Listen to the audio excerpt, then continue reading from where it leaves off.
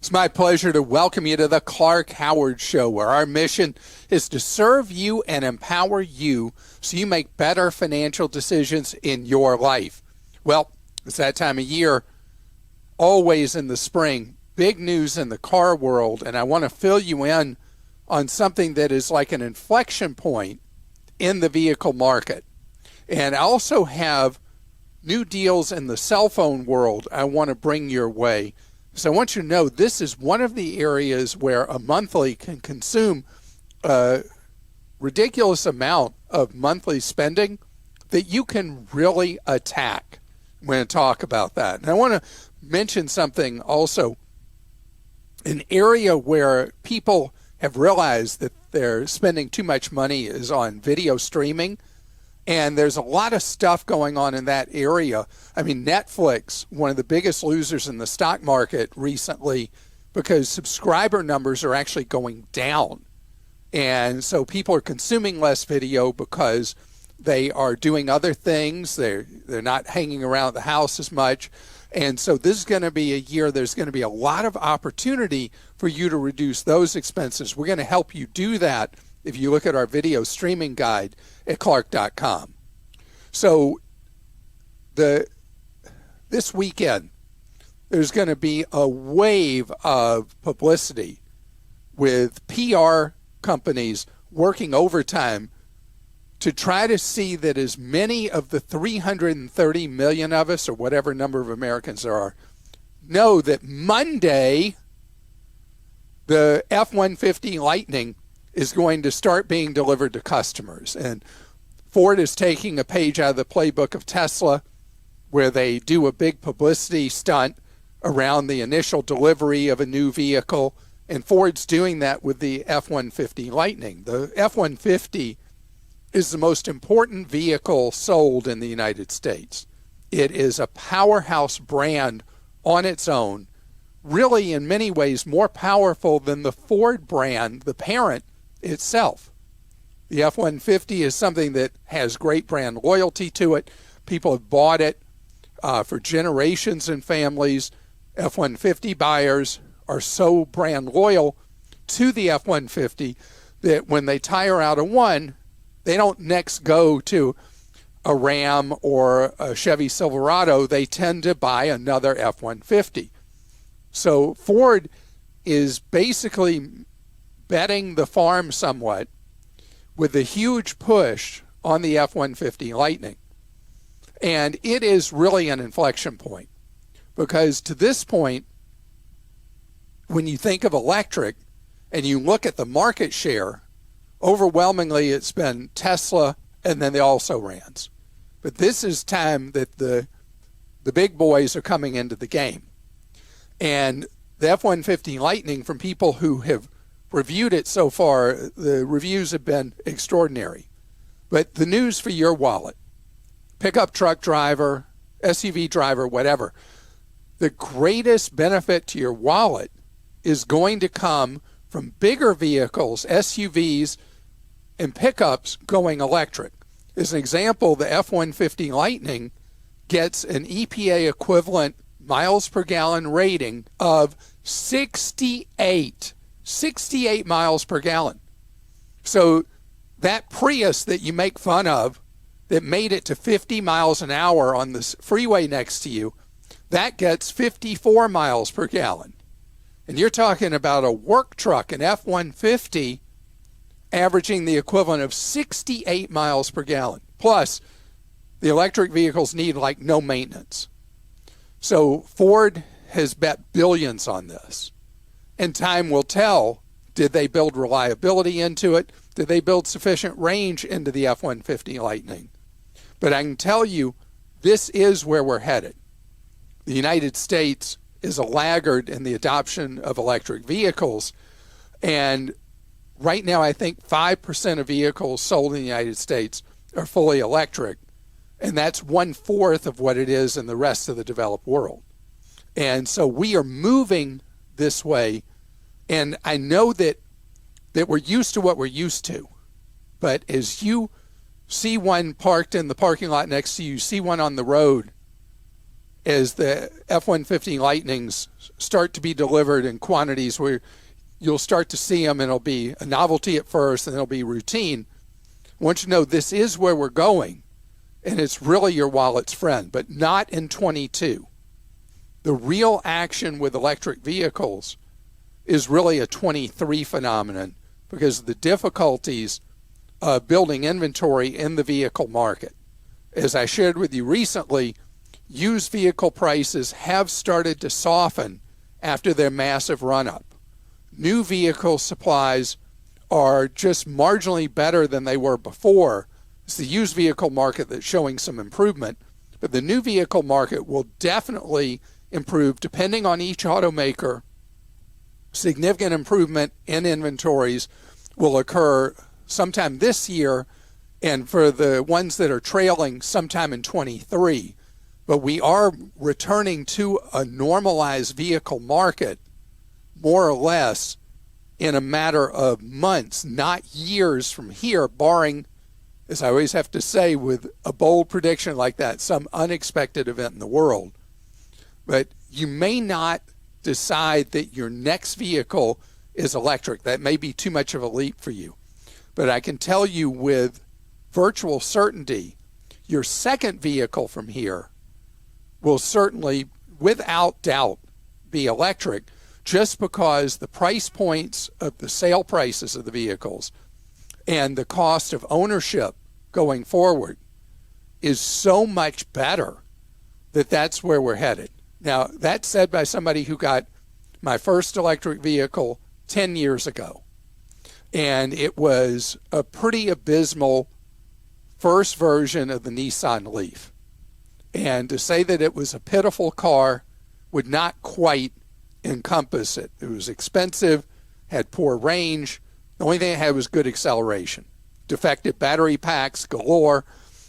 And today, the electric vehicles you buy have very good range, generally 250 miles of range to, at the far end, 500 miles of range, and 300 miles plus of range, very common now.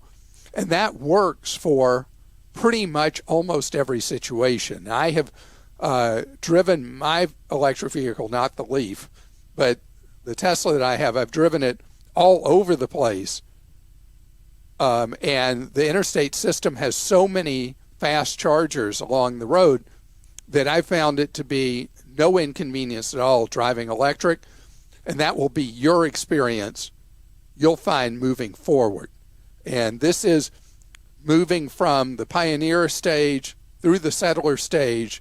We're moving into the mainstream stage.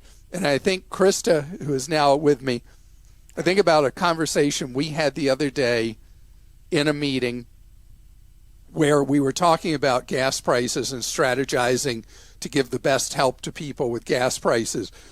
And we were having a problem because so many people on our staff have already converted to electric. We were having trouble finding out what gas prices were without looking them up because we didn't have the experience in the meeting of who knew what gas prices they just paid. And your old Leaf is still ticking. It's actually in my driveway right now. My kids drive it. It is still a great car. It goes about 30 miles total on the charge. Total on a charge. And your kid's school is 1.1 miles away from your home. It's perfect. So whole week of travel to and from school on that charge. But generally 30 miles range. Who's going to do that except maybe someone riding an electric bike, right? Right. Well, speaking of that, I have some questions that go along with that. This is actually a tip from Jim. He says, energy prices and specifically gas prices have been a recurring topic for several months lately and for good reason. While I drive only 10,000 miles per year or so, when I'm on the highway driving nearest the speed limit, I'm normally the slowest driver on the road. Every gas engine gets much less efficient above 65 or 70 to 75 miles per hour. If your other podcast listeners are actually worried about spending too much money on gas, I'd suggest you advise folks to just drive a lot slower. Yeah, obviously, Jim, you're right. Human behavior being what it is, particularly people who live in congested urban and suburban areas, when there's available blacktop in front of them, they're going to press that pedal. And yeah, the drop in fuel economy, trying to remember the number, I think from going 60 miles an hour to 75 miles an hour, I think your fuel economy drops 40%, somewhere in that range. So it's completely true. This is from Elizabeth. She says, I need Clark's advice on whether to buy a gas, hybrid, or electric car. My current car is a 2011 with 65,000 miles, and I'm looking to buy a new car in the next 6 months to a year. I'm not sure with the low mileage I drive what would be a better investment at this time. The additional tax for electric is half my annual gas bill because I only drive about 5,000 miles a year. Please let those of us in the low mileage category know what would be best long term. Well, Elizabeth, first of all, you keep a vehicle a very, very long time. And given a choice in your case, looking at buying a vehicle, and you said 6 to 12 months, if you were to wait till next year, as I was just talking about availability of vehicles getting better, the sweet spot for you would actually be a hybrid, not necessarily an electric, unless there was a deal on an electric where you still qualified for the $7,500 federal tax credit, plus whatever state tax credit might be available in your state. If there was an electric vehicle that was roughly equivalent in price, then at the mileage you drive, an electric vehicle would work very well for you. But you're probably going to find next year that a hybrid that will get great fuel economy will serve you very well for at least a decade moving forward. You know, we're not suddenly, this isn't a light switch thing. We're not going from all gasoline powered to all electric vehicles like that. This is going to be a full generational process. So there are way stations along the way, and a hybrid, or even something that's a little step further, what's known as a plug-in hybrid, where if you drive 30 or less miles a day, you're running as an electric vehicle. And then beyond that, it just automatically switches to being like a traditional hybrid gas electric. That could be a reasonable choice next year as well. But again, the price point of the purchase of the vehicle is going to be important. I'll give you an example. One of the most popular hybrids before we went into all the crazy shortages was the RAV4 hybrid that you could get in the upper 20s before all the supply chain disruptions. And that was so much cheaper than the typical electric that the RAV4 hybrid was a superior choice, if it's just about dollars and cents, than buying an electric vehicle. That was then. When we look at next year, all bets are off because we don't know yet what the true marketplace prices are going to be. In fact, you ought to ask me the question a year from now, and I can give you a targeted answer on that. This is from Rick in Pennsylvania. I have twin daughters that are currently full-time students at college. This upcoming July, they will be turning 26 years old and will no longer be eligible to be covered under my employer health insurance. They don't work and they don't have any kind of income. What would you recommend for them to do to try and get some sort of medical coverage for a cheap premium, or better yet, maybe a federal funded insurance such as Medicaid? So you said something really important, Rick. You said that they are both full-time college students. Most every college in the United States offers a student health insurance policy. People that are younger, unless they have a pre-existing chronic illness, tend to not have a lot of medical problems.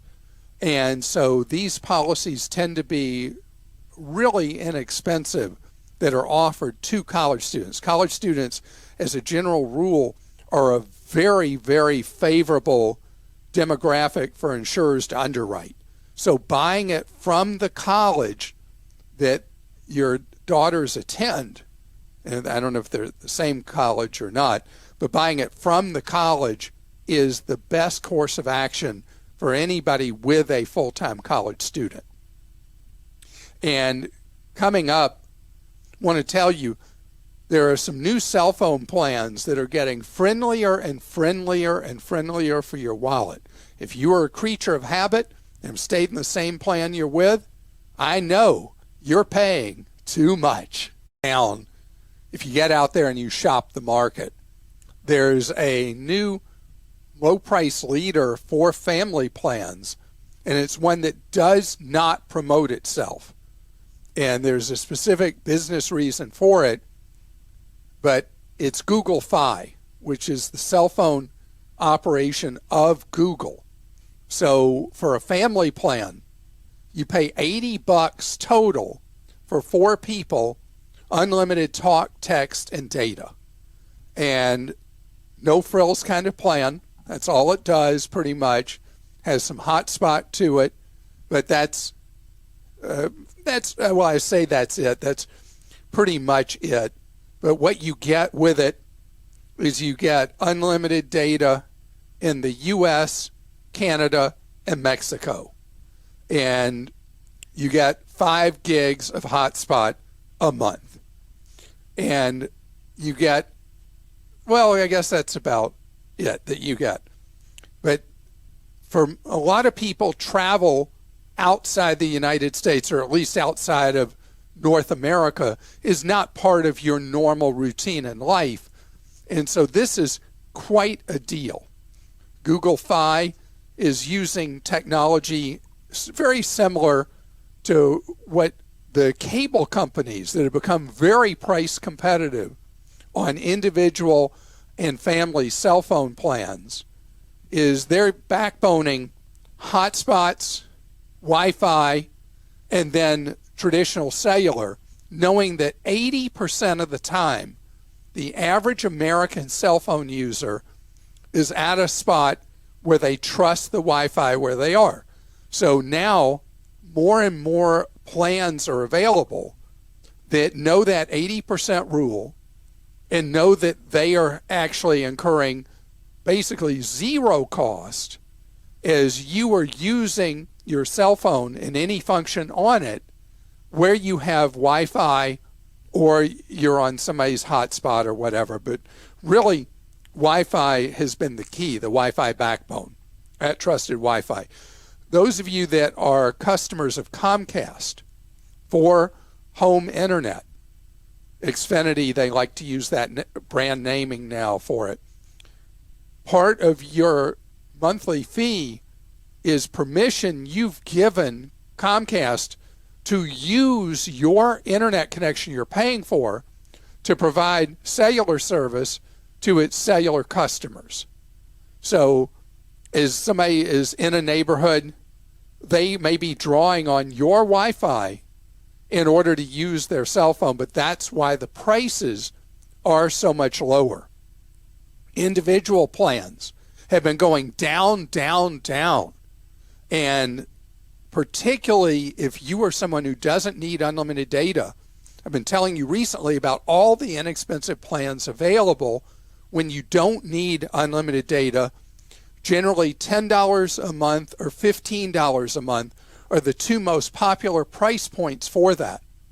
We have a guide at Clark.com that walks you through how to find for your particular circumstance the best service available to you.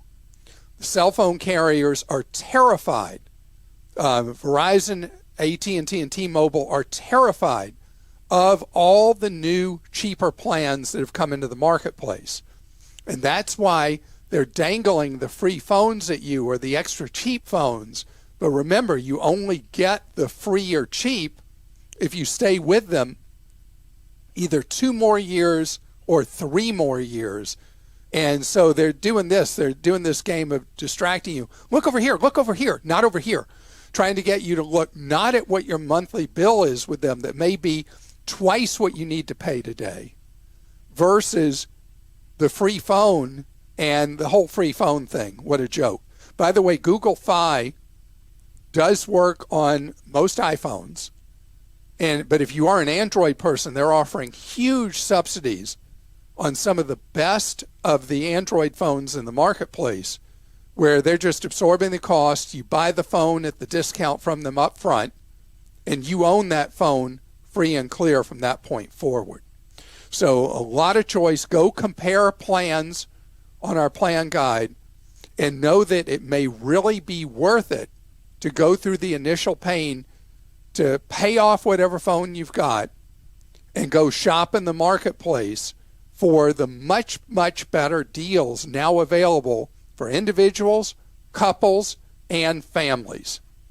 And Christa, it's time for some questions from you. And I see we're starting with one that we've been getting deluged with complaints about, and that's the service meltdowns from JetBlue. Yes, got a few in from people that were pretty alarming, and this is one of them. Jeff in Virginia says, my family and I booked a cruise. We had airline tickets with JetBlue scheduled the day before the cruise left. We got to the airport 3 hours before our plane was supposed to take off, and it was delayed by 30 minutes. 30 minutes went by and then delayed by an hour, then another hour. This went on for 16 plus hours. We were told that the plane was at the airport and boarding was imminent multiple times, but the plane never materialized. After 16 plus hours, they canceled our flight at 1 a.m. There were no other flights or other ways we could we or our travel agent could find to get us to the port in time we missed our cruise. It was devastating to all of us. I now can't get customer no service by phone, email, or chat to reply to me about getting a refund. Luckily, my family punted and are having a truly wonderful staycation. How can I proceed? Jeff, we've heard every angle on the JetBlue thing, and I've now had the opportunity to have off-the-record conversations with 3 different JetBlue pilots. I go up, I see them in uniform, and I go up and talk to them in airports. And they are embarrassed, they are furious, and they can't believe that JetBlue, in the midst of not having its service act together at all, is wasting management energy and attention on trying to buy Spirit, which any industry analyst is like, what in the world is JetBlue thinking? And then their response to people has been impossible. You can't reach people at JetBlue. If you do reach them, they say, oh, we're really sorry. Here's $50 of future travel. I mean, come on. I mean, this is a situation that requires 100% management focus at JetBlue. In your case, what you need to do immediately, and every person who has been stranded by any of these, it's not just JetBlue, Southwest had a problem a while back, American had a problem, Delta had a problem, I could start, Spirit has had a problem, I could start naming virtually every airline has had some kind of service meltdown because they're staff short. And as demand has come back, the scheduling people put way too many flights into the schedules, and they didn't have enough staff to fly them. And then you have any kind of weather problem, they're done. You file a complaint, Jeff, at dot.gov. JetBlue will need to respond to that. And at the very least, they owe you your money back. But the other thing, what credit card did you use to pay for the cruise and pay for the flight? There's a little known thing with travel. The credit card you use to travel when you have a flight interruption, a big disruption in travel, the credit card you use within a period of time, you may be able to file a claim with them, and you may be able to recoup some of that sunk cost money from that cruise you didn't get to take, depending on the credit card you used. I noticed in the last 2 months, there have been all these service meltdowns at the airlines. I've gotten notices from 3 different credit cards telling me that, hey, if your flight gets all messed up, here's what you get from us. And I thought that was very clever marketing for the credit card companies to be doing. And that may be a source of compensation for you in addition to whatever ends up happening with JetBlue. And I'm really, really sorry, Jeff, for you and all the others we've heard from about JetBlue, which was at one time the most respected airline in the United States. And as my brother says, people are policy, management is everything. And JetBlue obviously is a rudderless airline right now with just a complete lack of sophisticated leadership that has led to these kind of problems. And I've always loved JetBlue. So this is hard for me to say, Christa, but they got to get it together. Can I ask one other thing? Yeah. Your advice traditionally for people cruising, domestic, get there a day before, Which international, 2 days. Right. Jeff had done it exactly right. So is your advice now maybe 2 days before? Do we have to go I there with don't all these airline meltdowns? I don't want to overdo it. Okay. I mean, what happened to Jeff is an extremely terrible situation where he did everything right, booking to go to the cruise port the day before. I don't want the lesson to be that, oh no, the airlines are so messed up, you need to go 2 days before and have the extra expense of hotel and all that. This is hopefully an outlier, and the airlines need to grow up and cut back their schedules to the point where they have schedules that they can reliably fly with the number of trained pilots, flight attendants, and ground personnel that they actually have on hand, instead of treating us like chopped liver.